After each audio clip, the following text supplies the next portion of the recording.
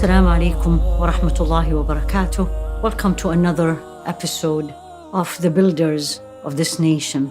Throughout Islamic history, we often hear about a lot of Muslims, scholars, and pious people who have contributed for sure to the development and nourishment of the Islamic tradition and to Islamic thoughts.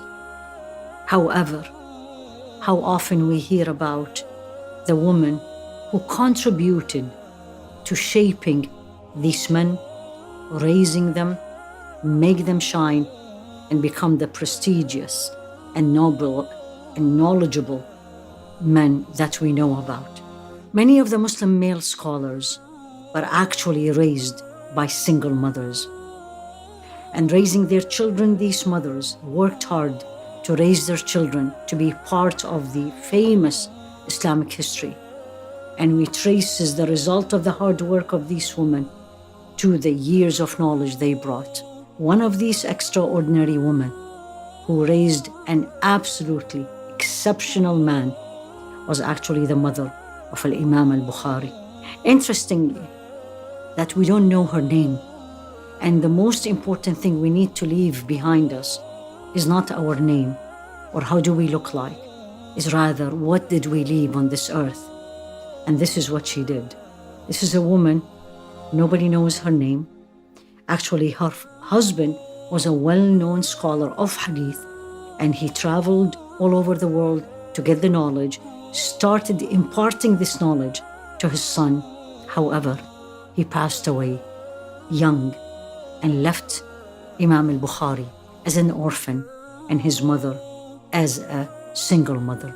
So when Imam al Bukhari reached the age of 12, Allah tested him.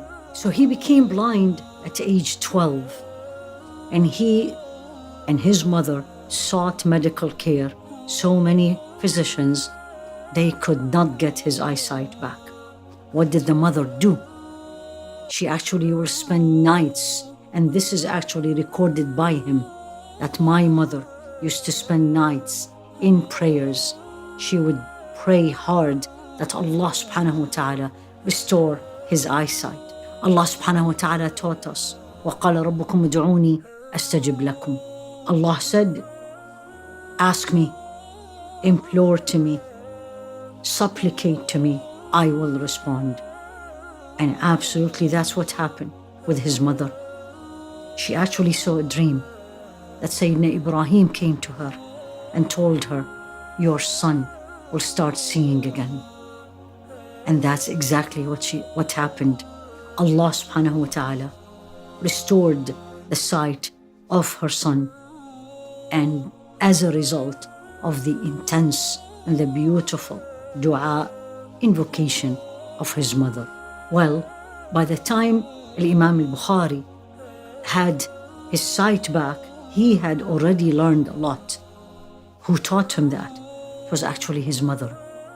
In the years that he was blind, she used to read to him hadiths of Rasul alayhi salatu wasalam with the chain that he recorded. Half of his knowledge of hadith was actually taught to him by his mother throughout the years he was blind, as she was reading to him daily these hadith. So every hadith now we read about Imam al Bukhari in his book, the reward will go not only to Imam al Bukhari, but actually first will go to his mother. And just let's shed a light a little bit. Who is he? Abu Abdullah Muhammad Ismail al Bukhari. Scholars agreed that he was the icon of the knowledge of hadith.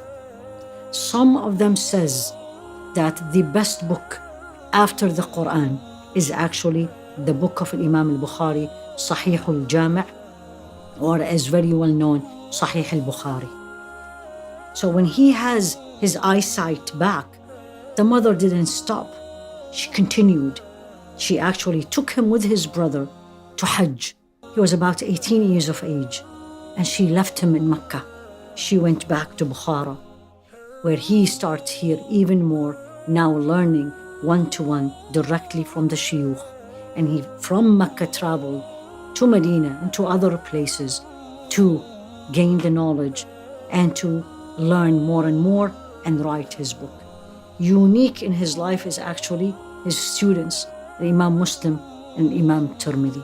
As we covered this quick story, and again, this mother of this icon of Islamic knowledge, that no one knows her name, but what sacrifice she did, kept the hope, didn't lose her faith, kept asking Allah. She knew Allah would respond to her dua.